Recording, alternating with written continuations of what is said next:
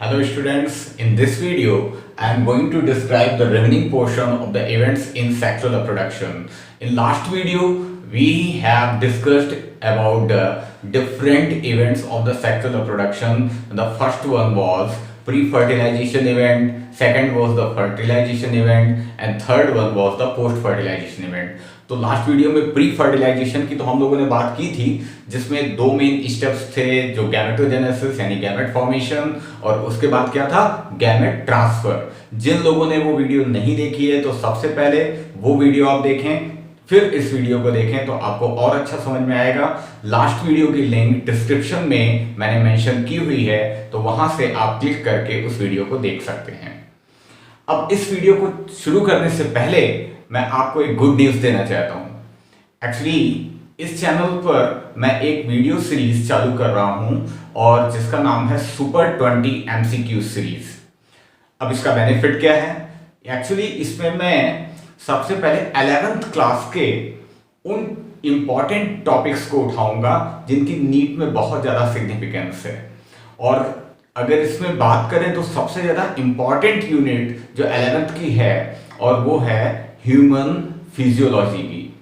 तो इसमें क्या करेंगे हम लोग, इसमें 20 एमसीक्यूज पूरे चैप्टर से बेस्ट 20 एमसीक्यूज को सिलेक्ट करेंगे और सिलेक्ट करके उसको हम लोग सॉल्व करेंगे, ठीक है ना।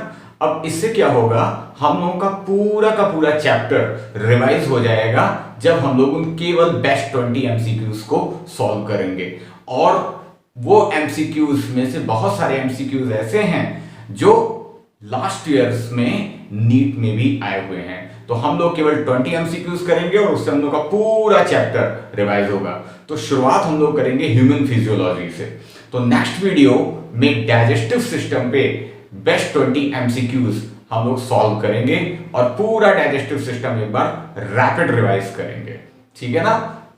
तो ये गुड न्यूज है, ओके। लेकिन एक चीज, आप लोग भी इस चैनल को प्रमोट करें और लाइक करें, जिससे मैं बहुत अच्छे इस तरीके के वीडियोस डालता रहूं। Okay, so let's talk about the fertilisation event which is the second event of the sexual reproduction.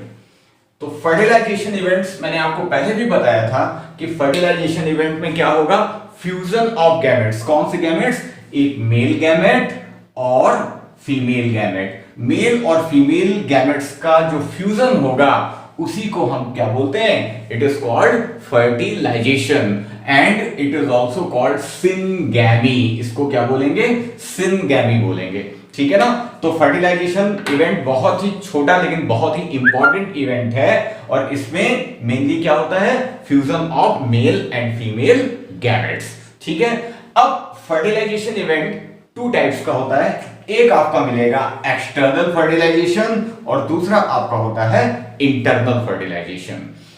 Simple है, नाम से ही पता चल रहा है। अगर एक्सटर्नल फर्टिलाइजेशन की बात करें तो फ्यूजन ऑफ गैमेट्स कहां पर होगा? Outside the body of organism. If gametes are going to be fused outside the body of organism then it is called external fertilisation, ठीक है।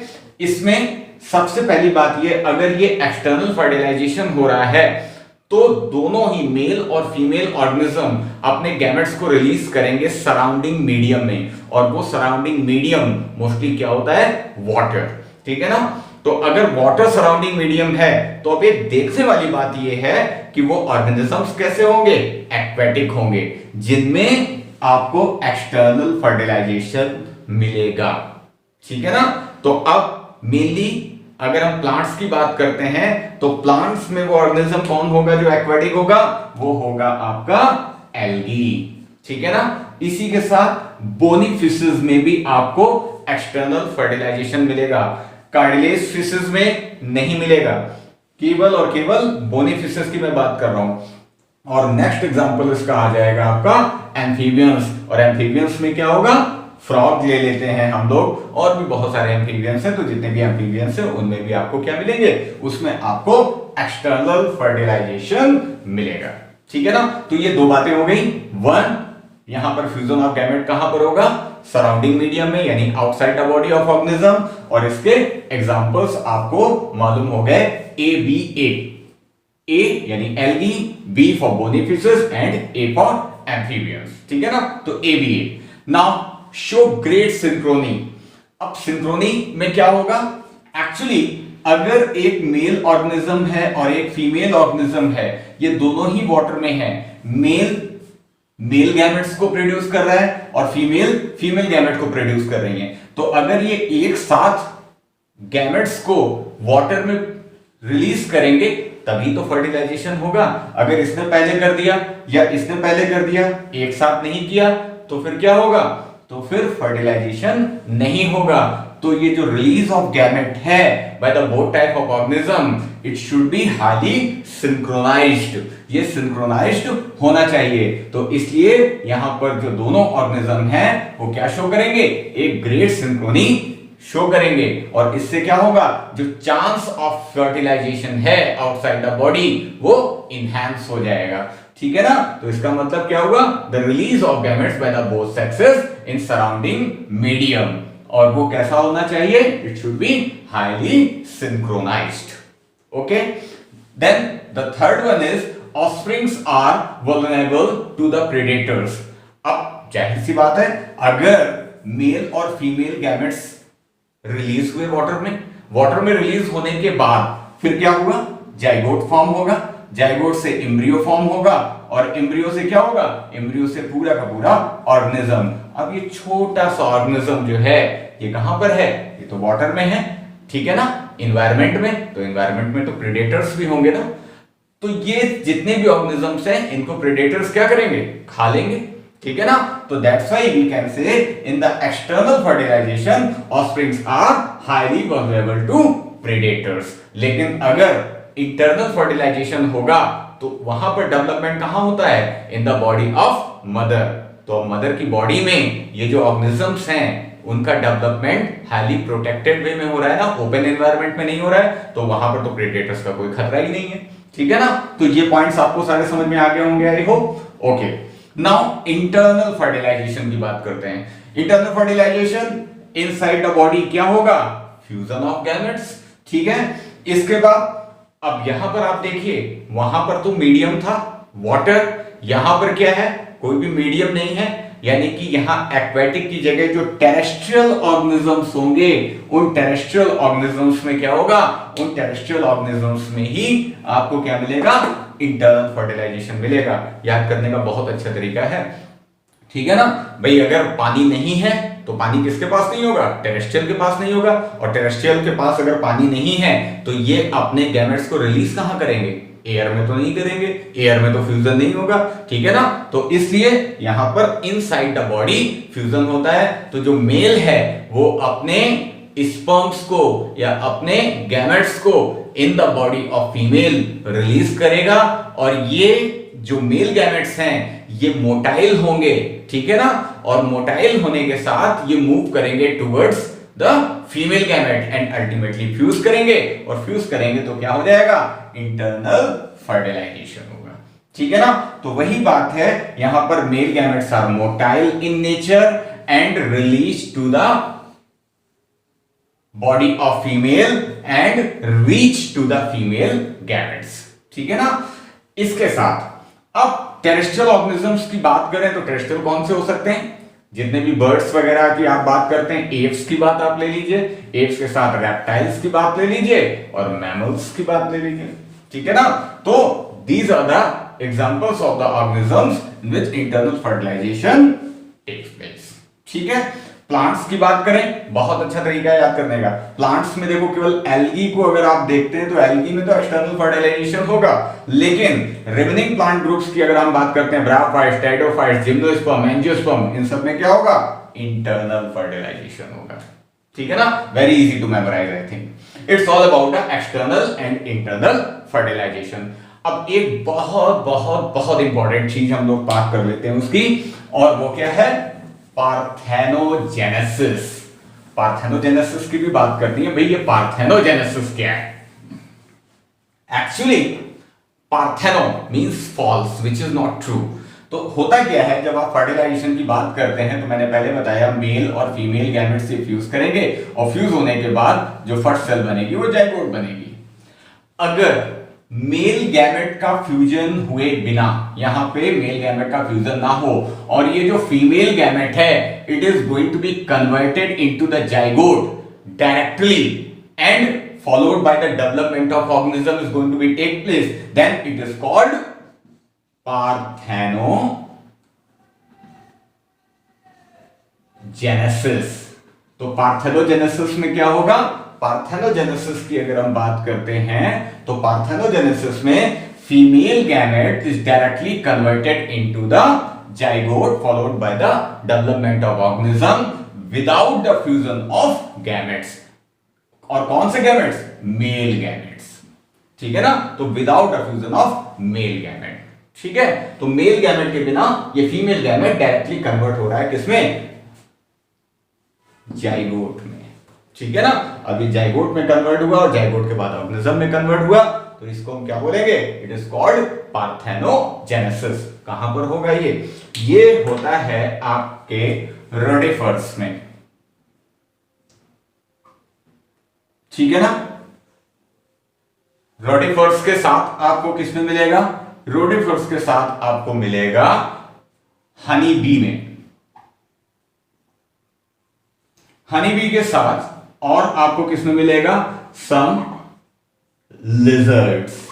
तो कुछ लिजर्ड्स होती हैं उनमें भी आपको पार्थेनोजेनेसिस मिलता है. तो हनी बी में तो आपको मालूम ही है. ठीक है ना? इसमें जो मेल हनी बीज होती हैं जिनको ड्रोन्स बोलते हैं, वो कैसे डेवलप होती हैं? वो डेवलप होती हैं फीमेल गैमेट के through directly without the fusion of male gamete. ठीक है ना? तो फीमेल गैमेट से डायरेक्टली हनी बीज डेवलप हो जाएंगी और मेल की कोई भी आवश्यकता नहीं पड़ेगी. ठीक है ना? तो these are the examples of the parthenogenesis. In post-fertilization event, what happened? Actually, fertilization तो हो गया. फर्टिलाइजेशन के बाद मेल और फीमेल गैमेट फ्यूज होंगे और फ्यूज होने के बाद जो फर्स्ट सेल बनेगी वो क्या बनेगी? जाइगोट बनेगी. तो पोस्ट फर्टिलाइजेशन इवेंट कहां से चालू होता है? With the formation of zygote.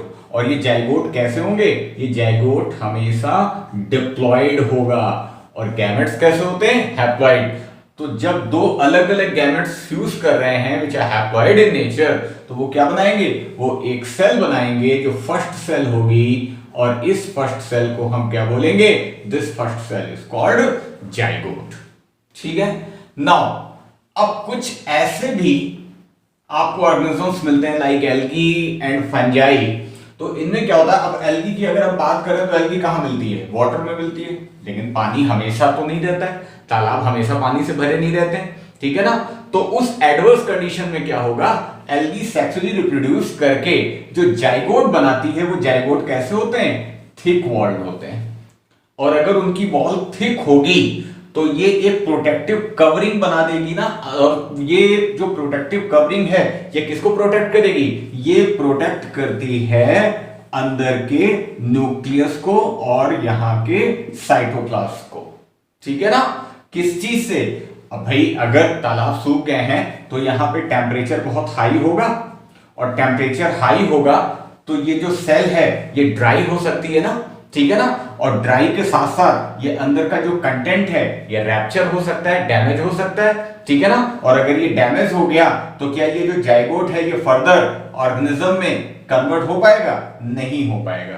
ठीक है ना? तो अगर इसके चारों तरफ ये एक प्रोटेक्टिव कवरिंग होगी जिसको हम क्या बोलते हैं? Cell wall. Thick cell wall है ये. ठीक है ना?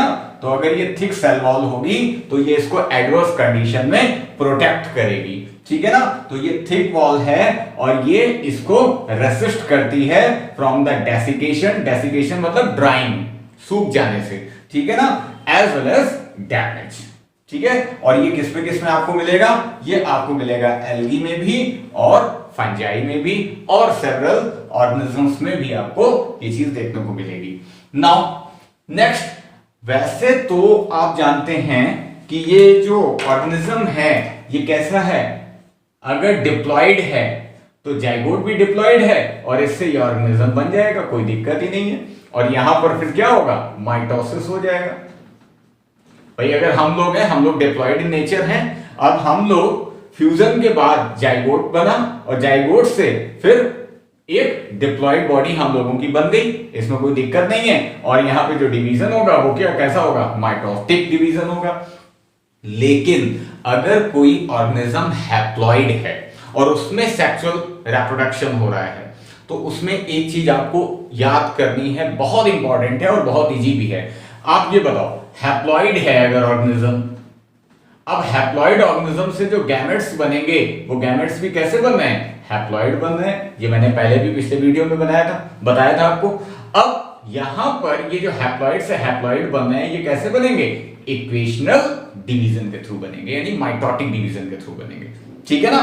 लेकिन अगर ये ऑर्गेनिज्म डिप्लॉइड होगा, ठीक है ना, तो डिप्लॉइड ऑर्गेनिज्म अगर है तो उसमें हैप्लॉइड गैमेट्स अगर बनने हैं तो इक्वेशनल डिवीजन तो नहीं हो सकता है, वो क्या होगा, रिडक्शनल डिवीजन होगा, ठीक है। तो अभी मैं जो बात कर रहा हूं वो बात किसकी कर रहा हूं, वो मैं हैप्लॉइड ऑर्गेनिजम्स की कर रहा हूं, ठीक है ना। तो हैप्लॉइड में ये हैप्लॉइड गैमेट्स बन गए डायरेक्टली। अब हैप्लॉइड गैमेट्स बनने के बाद फ्यूजन हुआ तो ये जाइगोट बन गया, और ये जाइगोट कैसा होगा, ये जाइगोट होगा डिप्लॉइड। लेकिन ऑर्गेनिज्म तो हैप्लॉइड है ना, ठीक है ना। अब अगर हैप्लॉइड है तो फिर से ऑर्गेनिज्म बनाने के लिए इसमें क्या होता है, इसमें होता है रिडक्शनल डिवीजन, जिसको हम बोलते हैं मियोसिस। और मियोसिस के बाद इस जाइगोट में जब मियोसिस होगा, जिसको हम जाइगोटिक मियोसिस भी बोलते हैं, तो इसके बाद इसमें क्या बनते हैं, इसके बाद इसमें बनेंगे स्पोर्स, और स्पोर्स से फिर वो ऑर्गेनिज्म डेवलप होगा। अब यहां पर मैं बात किनकी कर रहा हूं, एनिमल्स की नहीं, प्लांट्स की बात कर रहा हूं, ठीक है ना। और कुछ फंजाई में भी ये चीज आपको देखने को मिलेगी। तो इन haploid organisms like algae, algae की अगर हम बात करें तो जो मेन प्लांट सेल होती है वो कैसी होती है, हैप्लॉइड होती है। ब्रायोफाइट्स की जब हम बात करते हैं तो ब्रायोफाइट्स में आपको याद है ये मॉस प्लांट आप लोग पढ़ते थे, ठीक है ना। इसमें ट्रू ये एक्सेस होती थी, ठीक है ना, और इसमें ट्रू रूट्स नहीं होती थी, ट्रू एक्सेस नहीं होती थी, और यहां से एक क्या निकलता था, एक आपको मिलता था कैप्सूल, और इस कैप्सूल से स्पोर्स निकलते थे। तो ये स्पोरोफाइट होता था, ये गैमेटोफाइट होता था, याद आ रहा है ना। तो ये जो पूरी प्लांट बॉडी है, इस कैप्सूल को छोड़ करके, जिसमें ये लैंसियोलेट लीव्स होती हैं, एक सेंट्रल एक्सिस होती है, और एक ये रूट लाइक स्ट्रक्चर्स वाला पार्ट होता है जिनको हम राइजोइड्स बोलते हैं। ये पूरा स्ट्रक्चर कैसा होता है, हैप्लॉइड, ठीक है ना। तो अब होता क्या था कि यहां पर जब आप बात करें हैप्लॉइड ऑर्गेनिजम्स की, तो सेक्सुअल रिप्रोडक्शन के बाद ये डिप्लॉइड जाइगोट बनाते थे। डिप्लॉइड जाइगोट बनाने के बाद ये स्पोर्स बनते थे, और स्पोर्स जब डेवलप होते थे तो ये हैप्लॉइड ऑर्गेनिज्म जैसे कि ये पूरा प्लांट डेवलप कर देते थे, ठीक है ना। तो ये चीज आपको बहुत ध्यान से समझ में आनी चाहिए, ठीक है। अब नेक्स्ट बात हम लोग कर लेते हैं किसकी, भाई पोस्ट फर्टिलाइजेशन है, तो पोस्ट फर्टिलाइजेशन में जाइगोट तो बन गया। नाउ जाइगोट तो कैसी स्ट्रक्चर होगा, जाइगोट आपका यूनिसेलुलर स्ट्रक्चर है, और जब इसमें डिवीजन होगा then zygote is going to be converted into embryo. अब जाइगोट ये क्या है, यूनिसेलुलर है, और जाइगोट फिर किसमें कन्वर्ट हो जाएगा, एम्ब्रियो में कन्वर्ट होगा। और एम्ब्रियो में जनरली अगर कन्वर्ट होना है, मैं डिप्लॉइड ऑर्गेनिजम्स की बात कर रहा हूं, जो बहुत जितने भी ऑर्गेनिजम्स हैं सब डिप्लॉइड ही है, कुछ को छोड़ करके, जिनके एग्जांपल मैंने अभी आपको दिए। तो यहां पर ये जाइगोट है डिप्लॉइड, और ऑर्गेनिज्म भी डिप्लॉइड है, तो इसके लिए जो एम्ब्रियो है उसमें डिवीजन कैसा होगा, उसमें इक्वेशनल डिवीजन होगा, 2n से 2n बन रहा है, यानी कि माइटोटिक डिवीजन होगा, माइटोटिक डिवीजन, ठीक है। यहां तो कोई दिक्कत नहीं। अब एम्ब्रियो से यहां पर क्या बनेंगे, यहां पर एक ऑर्गेनिज्म बनेगा, ठीक है। लेकिन जब ये एम्ब्रियो बन रहा है तो एम्ब्रियो बनने के लिए यहां पर क्या हो रहा है, सेल डिवीजन हो रहा है। तो जब एम्ब्रियो बनता है तो एक इवेंट होता है सेल डिवीजन का, और दूसरा इवेंट क्या होता है, सेल डिफरेंशिएशन का। अब सेल डिफरेंशिएशन में क्या होगा, भाई यहां पर सेल डिवीजन हुआ तो सेल डिवीजन के बाद क्या बनी, ग्रुप ऑफ सेल्स बन गई, ग्रुप ऑफ सेल्स, ठीक है। अब ये ग्रुप ऑफ सेल्स जो हैं ये मॉडिफाई होती हैं। इनमें क्या होता है, इनमें होता है मॉडिफिकेशन, और मॉडिफिकेशन किस लिए होता है, फॉर स्पेसिफिक फंक्शन।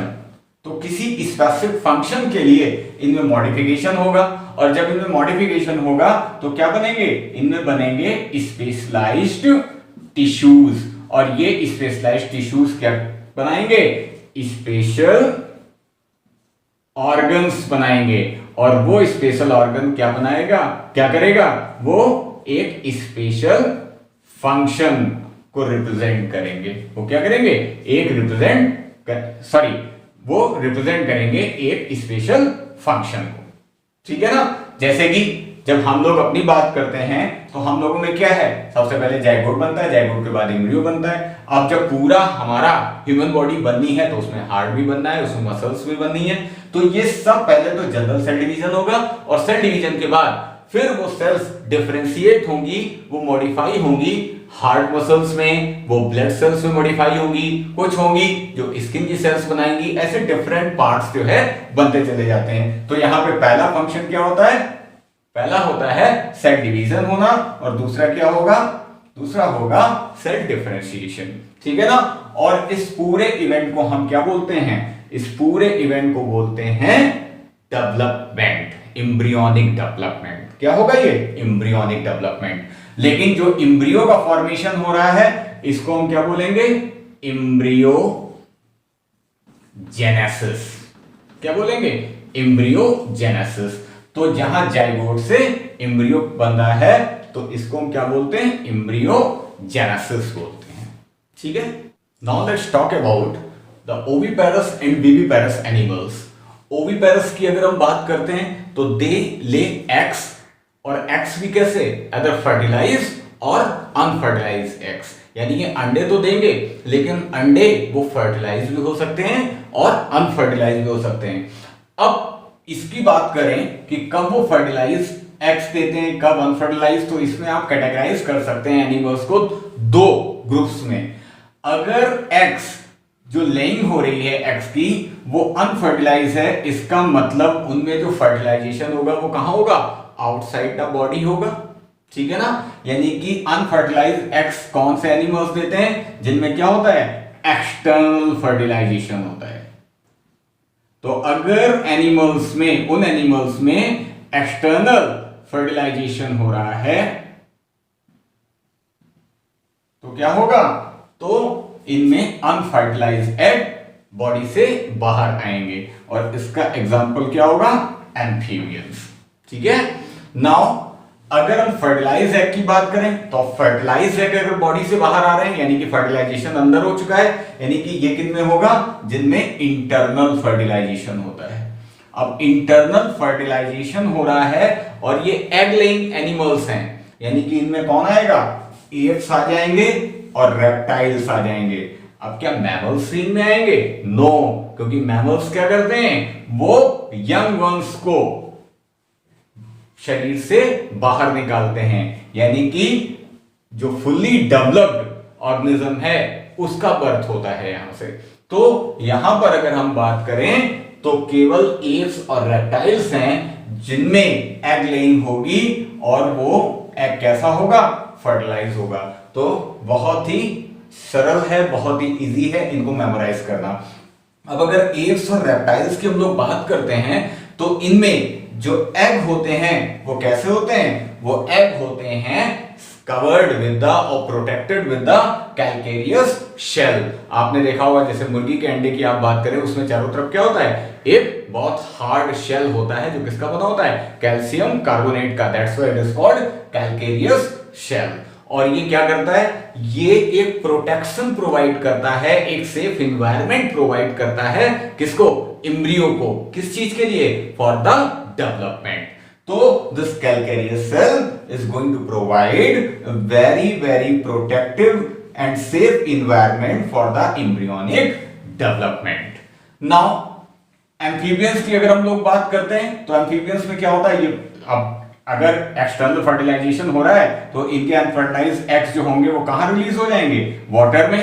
और जो मेल होगा वो अपने स्पर्म्स को रिलीज कर देगा और यहाँ पे ओवा है, यहाँ पर स्पर्म है, ये फर्टिलाइज हो गया एग, और फर्टिलाइजेशन होने के बाद जो डेवलपमेंट होगा वो कहां पर होगा, वो डेवलपमेंट होगा वाटर में।